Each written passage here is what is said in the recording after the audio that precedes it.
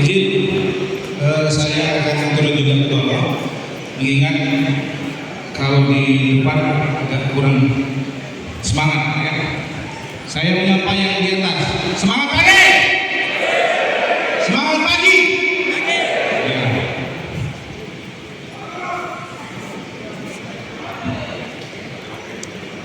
Oh izin ya Pak ya Ibu. Ya, terima kasih Pak Kasat Dimas. Selamat jalan. Bapak Ibu yang saya hormati, tadi sudah disampaikan oleh pemateri baik dari KPU, kemudian dari Polres Asahan, dan sekarang giliran Satuan Polisi Pamung Praja Komnas HAM. Jadi tadi di awal kenapa bukan Pol PP yang pertama? Seharusnya kita dulu. Kenapa? Karena kita harus mengetahui dulu siapa kita, tugas kita apa, fungsi kita apa, keberadaan kita bagaimana, dan kedepannya apa. Harusnya kita dulu. Tetapi kita menghargai narasumber yang meminta agar mereka lebih dahulu. Kita nggak apa-apa, ya. Karena memang Bapak dari KPU sangat sibuk, dan dari Polres juga ada kegiatan lain di desa, salah satu desa di Kecamatan Batu. Baik Bapak Ibu, langsung kalau kita melihat sejak Santri Mas ini, ya sejak zaman Belanda ini sudah ada, ya sudah ada. Ini mohon maaf, kemarin kita siapkan layar besar, tetapi karena Polri tidak memiliki layar besar, kita pinjam untuk opini terkait. Tetapi opini terkait juga sudah menggunakannya, jadi terpaksa layar monitor yang di sini yang bisa kita gunakan. Tapi Bapak Ibu, seluruh materi hari ini sudah kita share kepada camat, kasipem, dan ada forum Linmas Kabupaten sudah kita share. Nanti Bapak Ibu yang dari Linmas Desa bisa nanti dibantu oleh Pak atau Ibu Kasipem atau desa, materi yang sudah kita berikan. Jadi sejak zaman Belanda itu sudah ada. Kemudian masuk Jepang juga masih ada. Ya, kalau di zaman Belanda dulu ini tahun 39 namanya Luchtverschmutzungsdienst atau LBD, Dinas Perlindungan Bahaya Udara. Itu dulu. Kemudian di tahun 1942 setelah Belanda kalah diduduki oleh Jepang, ini dibentuk sampai tingkat RT atau bumi namanya, ya. Jadi LBD yang zaman Belanda berubah menjadi Hansip, ya. Dari zaman Belanda menjadi zaman Jepang menjadi Hansip. Kemudian setelah kita merdeka, di tahun 62 pertahanan sipil ini atau disebut dengan Hansip ini dibuat undang-undangnya, yaitu Undang-Undang Nomor 27 Tahun 1997 tentang mobilisasi dan demobilisasi, yang menyebutkan bahwa mobilisasi dikenakan terhadap warga negara yang termasuk perlindungan masyarakat. Jadi itulah dia. Seterusnya sampai 2014 ada pencabutan Perpres tentang pertahanan sipil, lanjut lagi di Permendagri 26 tahun 2020 tentang penyelenggaraan ketertiban umum dan ketentraman masyarakat. Lanjut. Kemudian setelah perlindungan masyarakat ini dari Hansip kan berubah menjadi perlindungan masyarakat, ini semua diatur berdasarkan Undang-Undang Nomor 6 tahun 2014, khususnya di pasal 26. Di sana disebutkan kepala desa berwenang membina ketentraman dan ketertiban masyarakat desa. Kemudian di pasal 26 juga di huruf C, kepala desa berkewajiban memelihara ketentraman dan ketertiban masyarakat desa. Kemudian di pasal 68 ayat 1, masyarakat desa berhak, ya, masyarakat desa berhak mendapatkan pengayoman dan perlindungan dari gangguan ketentraman dan ketertiban di desa. Artinya, itulah hak-hak dan kewajiban baik pemerintah di tingkat desa maupun masyarakat itu sendiri. Kemudian turunan dari undang-undang tersebut, ya, ada Permendagri nomor 26 tahun 2020, khususnya di pasal 3. Di sana disebutkan kepala desa atau lurah melalui Satlinmas membantu penyelenggaraan ketertiban umum dan ketentraman masyarakat desa atau kelurahan. Kemudian di pasal 11, penyelenggara Linmas di desa atau kelurahan sebagaimana dimaksud pada ayat 1 dilaksanakan dengan membentuk Satlinmas. Ya. Jadi Bapak Ibu, itulah dia regulasi yang kita miliki. Ya. Jadi regulasi yang dimiliki tentang keberadaan kita, keberadaan Linmas. Sejak zaman Belanda kita sudah ada. Jadi jangan kita berpikir kalau mau pemilu baru ada. Ini salah. Ya, salah. Jadi sejak zaman Belanda sudah ada. Berubah ke zaman Jepang sampai kemerdekaan sampai dengan saat ini. Jadi Satlinmas itu sendiri adalah wadah partisipasi masyarakat untuk terlibat, ya, untuk terlibat di dalam penyelenggaraan ketentraman dan ketertiban umum dan perlindungan masyarakat. Jadi artinya bahwa masyarakat diberi wadah untuk ikut berperan aktif dalam menjaga ketentraman, ya, ketertiban di tengah-tengah masyarakat serta melindungi masyarakat itu sendiri. Itu dia.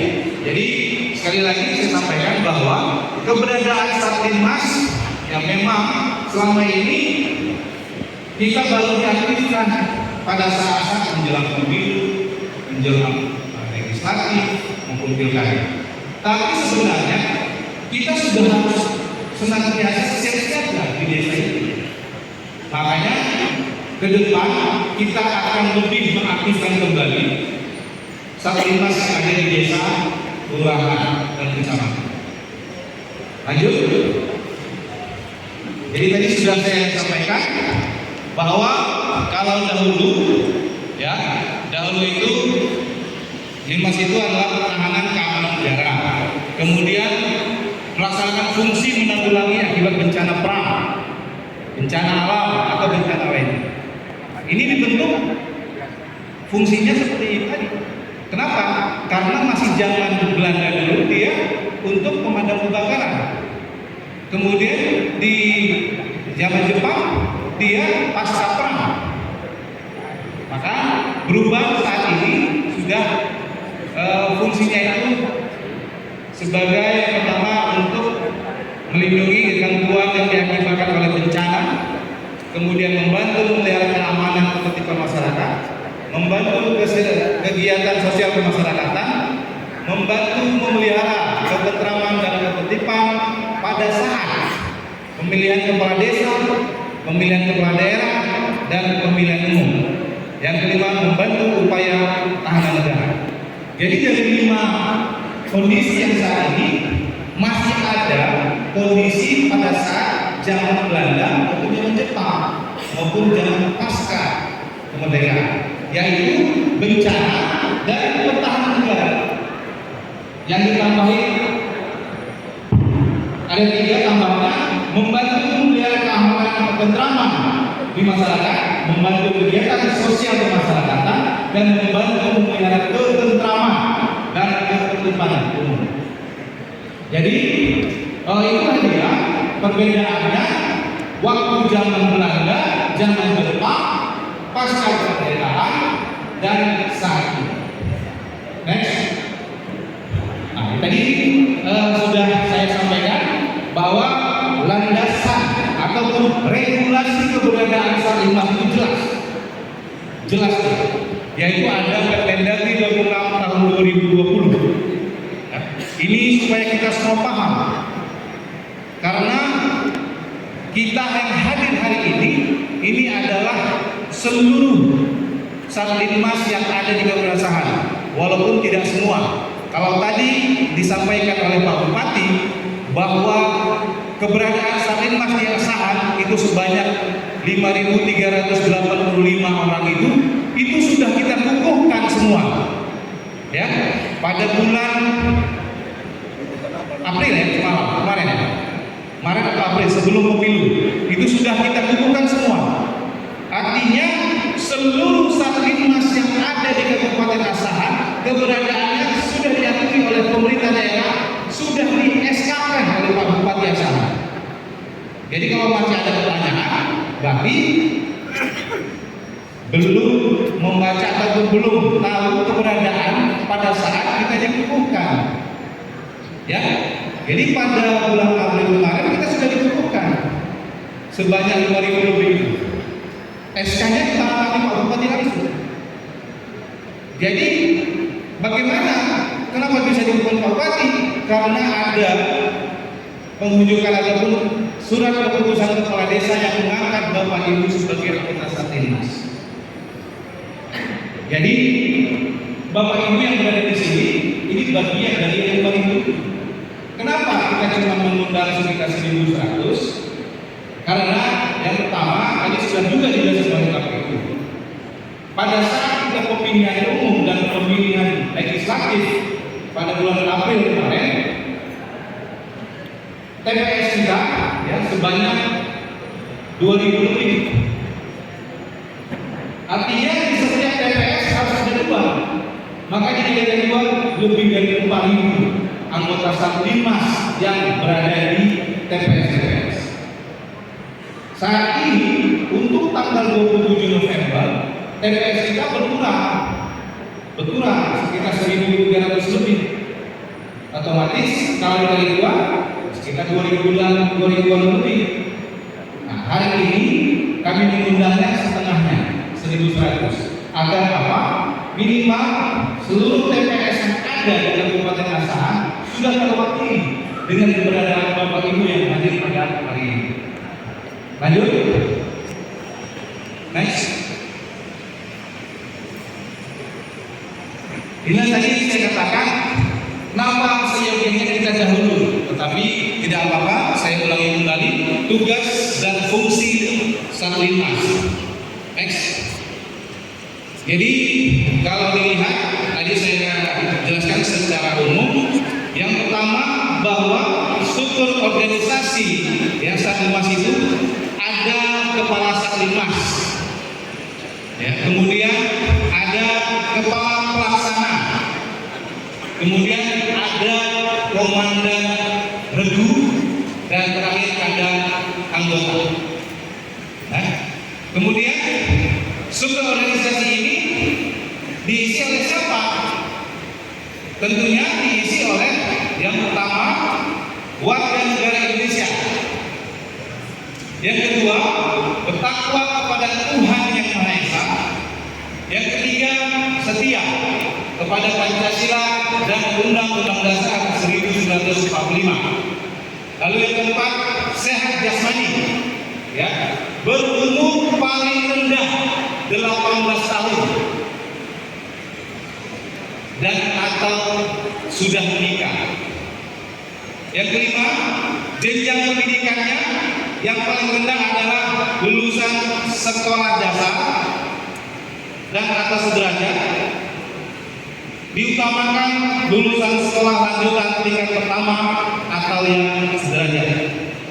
Lalu yang keenam, bersedia membuat pernyataan menjadi anggota Satlinmas secara sukarela dan berperan aktif dalam kegiatan Linmas. Dan yang ketujuh adalah bertempat tinggal di desa atau kelurahan setempat. Jadi tadi sudah saya sampaikan di poin 1 strukturnya. Yang poin 2 adalah bagaimana siapa yang bisa menjadi anggota Satlinmas.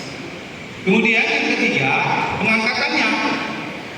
Pengangkatannya ini adalah diangkat oleh kepala desa dengan sebuah surat keputusan kepala desa atau lurah. Kemudian ya, kalau lurah ya keputusan camat atau atas nama bupati. Kemudian SK ini dapat diperpanjang sampai usia 65 tahun dengan keputusan kepala desa.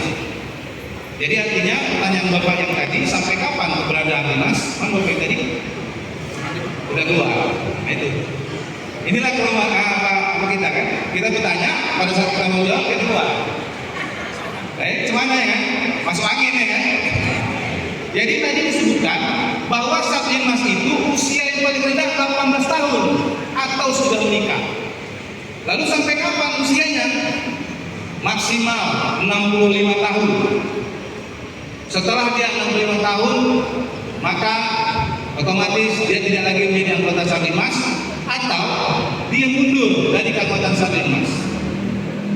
Kemudian yang keempat, setelah dia di-SK-kan oleh kepala desa atau lurah dan camat, maka diusulkan ke kabupaten, yaitu ke Satuan Polisi Pamung Praja, untuk kemudian di-SK-kan kebetulan oleh bupati ataupun wali kota.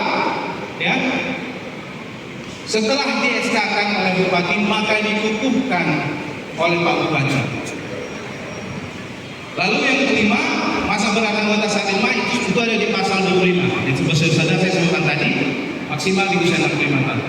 Jadi Bapak Ibu, rangkaian daripada keanggotaan Satlinmas, ya Bapak Ibu yang hadir di sini, ini sudah kita lalui semua. Ya, sudah kita lalui semua. Artinya keberadaan Bapak Ibu ya sebagai anggota Satlinmas secara regulasi sudah diakui oleh pemerintah Kabupaten Asahan dan sudah kami sampaikan ke pemerintah Provinsi Sumatera Utara, bahkan sudah ke Dirjen Administrasi Wilayah Pemerintahan Dalam Negeri, ya, Kemendagri. Pada saat bulan April kemarin, kita sudah mendaftarkan lebih kurang 1.000 orang ke aplikasi SIM Kemendagri. Tetapi pada saat setelah memasuk berikutnya setelah pemilu ada gangguan ya, server di nasional itu di-hacker, sehingga Bapak Ibu yang akan masuk datanya di Kemendagri itu terhenti. Tapi yang jelas keberadaan kita yang 5.000 orang yang sudah dikukuhkan Bapak Bupati itu sudah sampai di Kemendagri. Jadi kita bukan main-main. Ya, keberadaan Bapak Ibu Satlinmas sudah sampai ke Kementerian Dalam Negeri. Ya, khususnya di Dirjen Admin. Dan artinya bahwa seluruh regulasi baik itu melalui rekrutan, pengangkatan sampai ke pengukuhan sudah kita laksanakan. Next.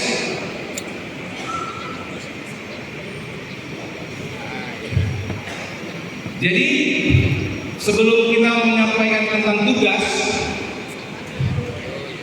tadi sudah di awal sudah sampaikan bahwa perbedaan dulu dan sekarang. Perbedaannya juga dari uniformnya, seragam Satlinmas. Kalau dahulu Bapak Ibu mungkin ingat Satlinmas itu pakaiannya hijau-hijau. Itu namanya masih hansip, ya, pertahanan sipil. Saat ini sudah berubah. Pakaiannya seperti yang saya gunakan ini. Atasnya abu-abu, bawahnya lebih gelap dan menggunakan sepatu PDL semibot dan menggunakan topi. Hari ini saya pakai topi jualan. Dan seluruh Satlinmas di Indonesia semua sudah berubah menjadi pakaian seperti ini. Dan saat ini saya sudah membuat surat Bupati Asahan untuk memerintahkan kepada seluruh desa untuk mengalokasikan anggaran dana desa untuk mengadakan pakaian Litmas. Ya. Karena hari ini desa sedang menyusun KKP desa. Masalah saya, kalau tidak bisa dialokasikan di tahun depan 2025 seluruh Satlimas sudah wajib menggunakan uniform seperti ini. Ya. Dan nantinya seperti yang diharapkan oleh Bapak penanya tadi, kegiatan-kegiatan Satlimas ke depan juga akan kita aktifkan. Hari ini kami baru melakukan pertemuan atau silaturahmi dengan seluruh Kasatgas Linmas kecamatan. Ya, kalau Kasatgas Linmas di kecamatan itu adalah kasih pemerintahan dan ketertiban. Ya, saat ini kita sudah membentuk forum Linmas di Kabupaten Asahan dengan anggotanya adalah seluruh kasih Pem dan ketertiban kecamatan se-Kabupaten Asahan. Ke depan kita akan mencoba untuk membuat silaturahmi melalui forum-forum di tingkat desa se-Kabupaten Asahan, sehingga keberadaan Satlimas nanti ke depan memang benar-benar dirasakan keberadaannya oleh masyarakat. Bukan hanya merubah daripada uniform, bukan hanya merubah penampilan, tetapi kita harus tahu apa sebenarnya tugas pokok fungsi Linmas itu dan dirasakan oleh masyarakat keberadaannya. Kalau kita lihat apa tugas daripada Satlimas, ini sudah diatur di Permendagri 26 tahun 2020. Ya. Yang pertama, membantu menyelenggarakan ketentraman, ketertiban umum dan Linmas dalam skala kewenangan desa atau kelurahan. Tadi sepintas juga bisa disampaikan Pak Kasat Linmas, Bapak Ibu anggota Linmas tidak bisa intervensi ke desa lain. Jadi hanya lingkup desa atau kelurahan saja.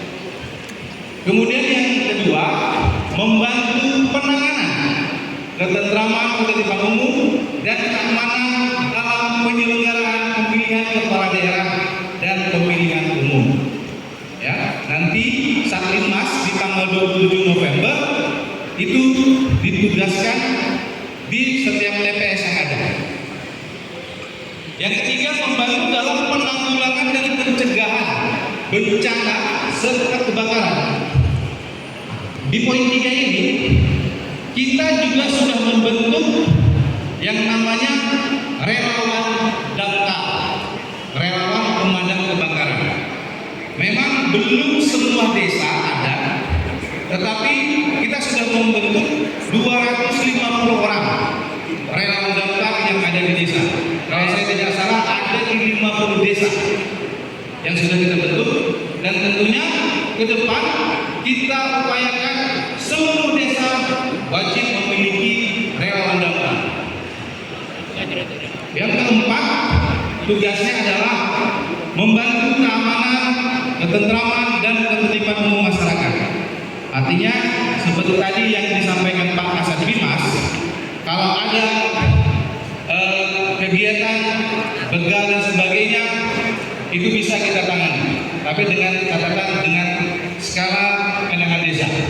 Lanjut, yang kelima adalah membantu kegiatan sosial kemasyarakatan. Kemudian membantu upaya pertahanan negara. Tadi sudah disampaikan juga, seandainya ada dibutuhkan oleh negara untuk membela negara, maka kita wajib untuk melaksanakannya. Makanya di usia kurikuler ini 18 sampai 65 tahun. Artinya yang masih mampu layak nantinya direkrut oleh negara untuk menjadi pertahanan negara.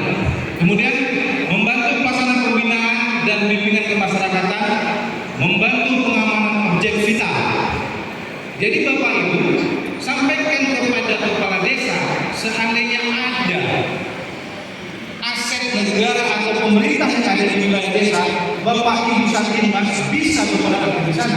Saya contohkan di desa Tangga misalnya, ada di sana Asahan 3. Kalau sana masuk di dalam apa kita bisa kita di sana. Atau yang dikembangkan oleh BUMDes melalui desa wisata. silakan Satgas berperan aktif di sana sebagai pengamanan objek vital. Atau yang lebih kecil lagi adalah bendungan desa misalnya, supaya jangan diganggu oleh orang-orang oknum, bisa Satgas ikut di sana. Kemudian melaksanakan tugas lain yang diberikan oleh kepala Satgas. Tambahan tugas Satgas Desa membantu penanganan ketentraman ketertiban umum dan keamanan dalam penyelenggaraan pemilihan kepala desa dan membantu kepala desa dalam penegakan peraturan desa dan peraturan kepala desa. Artinya apa? Bapak Ibu yang ditugaskan sebagai Kasatgas adalah penegak peraturan desa.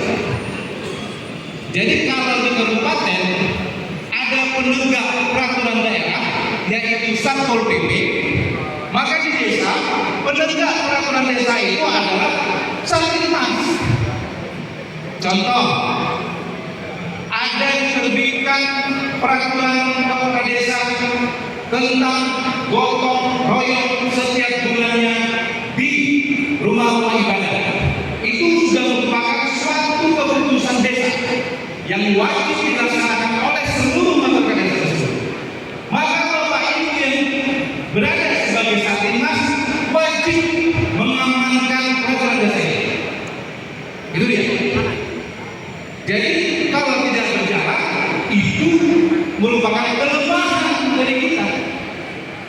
Makanya kepala desa rugi kalau tidak memanfaatkan Satgas. Ya, rugi. Kenapa? Seluruh program kegiatan di desa bisa melalui perpanjangan tangan desa kepada Satgas untuk menyampaikan kepada masyarakat.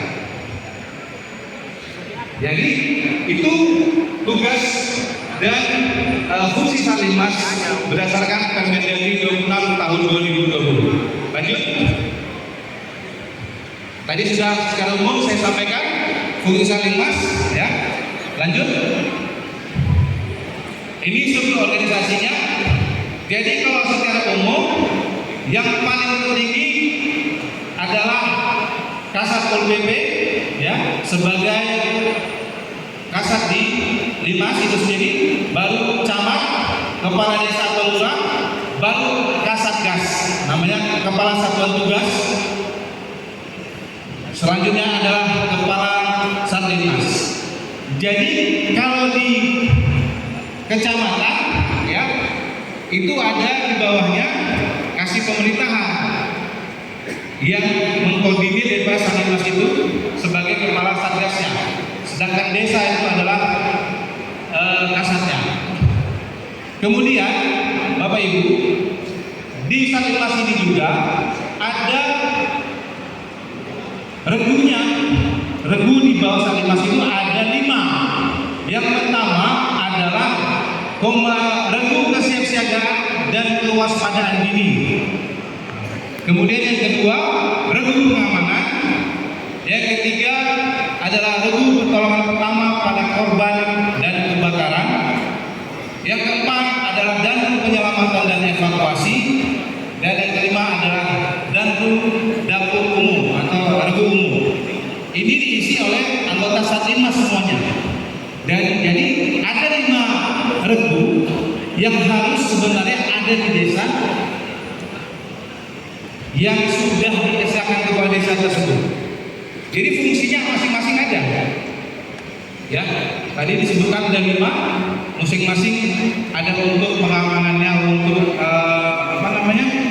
untuk kebakaran juga ada, kemudian kewaspadaan dini, kemudian evakuasi dan dapur umum.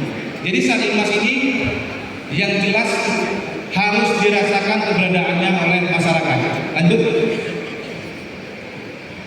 Ini tugas masing-masing dari regu. Ya, kalau regu kesiapsiagaan ini ada 5, mulai dari kesiapsiagaan dan peringatan dini sampai memberikan informasi tentang situasi, menjaring, menampung, mengkomunikasikan informasi yang tentang bencana, kemudian mengevakuasi dan merehabilitasi. Artinya bahwa regu kesiapsiagaan bencana, ya, bencana alam misalnya. Saya contohkan mungkin desa Cibubur Hulu yang setiap tahunnya rawan akan kebanjiran. Satgas ini dibutuhkan perannya untuk itu, ataupun bencana-bencana lainnya. Lanjut. Kemudian tugas regu pengamanan, ya, yang di sini mewaspadai bentuk ancaman bencana, meminimalisir bentuk potensi gangguan keamanan, melakukan pengamanan jalur penyelamatan, melakukan pendataan ataupun melaporkan jumlah fungsi dan melakukan rehabilitasi atau relokasi. Inilah tugas pengamanan. Lanjut. Kemudian tugas untuk pertolongan pertama pada korban dan kebakaran, yaitu memberikan pertolongan pertama pada korban bencana, yang kemudian kedua memberikan pertolongan pertama pada kebakaran, yang ketiga melakukan pendekatan psikologis, yang keempat melakukan rehabilitasi. Di regu ini bisa difungsikan relawan damkar yang sudah kita bentuk. Artinya kita tidak usah terlalu banyak nanti membentuk satuan-satuan tugas, tetapi relawan damkar yang sudah kita bentuk bisa nantinya kita masukin di sini. Lanjut. Regu penyelamatan dan evakuasi, jadi melakukan pencarian penyelamatan para korban, kemudian memberikan pertolongan pertama pada korban, melakukan evakuasi dan melakukan rehabilitasi. Sama fungsinya, namun tergantung situasi yang terjadi di desa. Lanjut. Nah, kalau ini daerah regu dapur umum, ini mendirikan tenda darurat untuk korban, membuat atau mendirikan dapur umum, dan yang ketiga melakukan rehabilitasi dan rehabilitasi. Artinya bahwa Satgas juga ada tugas dan fungsinya membuat dapur umum apabila terjadi situasi bencana yang terjadi di desa. Lanjut. Ini kalau dahulu, ya, kita Satgas tadi sudah sampaikan pakaiannya masih hijau-hijau, sekarang sudah berbeda. Dan tentunya anggota Satgas memiliki tugas dalam membantu penanganan ketentraman umum dan keamanan dalam penyelenggaraan pemilihan kepala daerah dan pemilihan umum. Jadi inilah tugas dan fungsi Satgas yang sudah diatur melalui peraturan Menteri Dalam Negeri. Dan apa yang menjadi pertanyaan di awal tadi sudah terjawab tentunya. Keberadaan kita berdasarkan SK Kepala Desa dari Bupati dan telah dikumpulkan, kemudian cara perekrutannya dan masa kerja kita sampai berapa tahun juga sudah dijelaskan. Oleh karena itu, kepada kita semua yang tergabung di dalam Satgas, kami mohon kiranya nanti, ya, selesai kegiatan ini dapat memberikan informasi kepada rekan-rekan Satgas lainnya, terutama kepada kepala desa. Saya yakin dan percaya Bapak Ibu Satgas yang hadir hari ini adalah ditugaskan oleh Pak Kades. Ya, semua ini ditugaskan oleh Pak Kades. Artinya keberadaan Bapak di sini sudah persetujuan dan rekomendasi kepala desa. Oleh karena itu, pesan saya kepada Pak Kades agar alokasikan anggaran untuk Satgas melalui dana desa. Tentunya regulasi yang sudah jelas ada akan kami tindak-lanjuti dengan surat bupati nantinya, baik itu langsung kepada kepala desa maupun melalui UPD terkait, yaitu dinas PU. Dan kami berharap tentunya kepada Bapak Ibu yang hari ini hadir, mungkin nanti ikut bertugas di dalam TPS. Hari ini belum bisa kita berikan materi-materi tentang tugas dan fungsi di TPS karena SK sebagai petugas ketentraman dan ketertiban di TPS itu belum keluar karena permintaan dari KPU belum ada kepada kami. Tadi sudah disampaikan bahwa kemungkinan di tanggal 7 November SK tersebut diterbitkan. Oleh karena itu kepada kita semua yang hari ini hadir, apabila nanti Bapak Ibu adalah bagian daripada petugas di TPS, kemungkinan di tanggal 7 akan diterbitkan SK. Mungkin ini saja penyampaian dari kami tentang tugas pokok dan fungsi Kamtibmas, dan tentunya saya sangat berterima kasih kepada Bapak Ibu semua. Kami tidak bisa memberikan kegiatan ini seperti yang diharapkan, tetapi kami sudah berbuat maksimal, dan harapan kita ke depan Linmas ini menjadi prioritas seluruh desa dan tentunya menjadi perhatian pemerintah daerah ke depan, sehingga Linmas keberadaannya terus bisa ditumbuh kembangkan dan bisa seperti apa yang diharapkan. Terima kasih, mohon maaf atas segala kekurangan. Saya sudahi billahi taufiq wal hidayah. Assalamualaikum warahmatullahi wabarakatuh. Terima kasih kepada Kasat PP dan juga berikan atas penyampaian materi yang sudah detail. Namun itu pun kami berikan waktu kepada kita, kepada seluruh peserta untuk membuka sesi tanya jawab sehingga komunikasi penyampaian materi dengan narasumber dapat tersampaikan. Pas.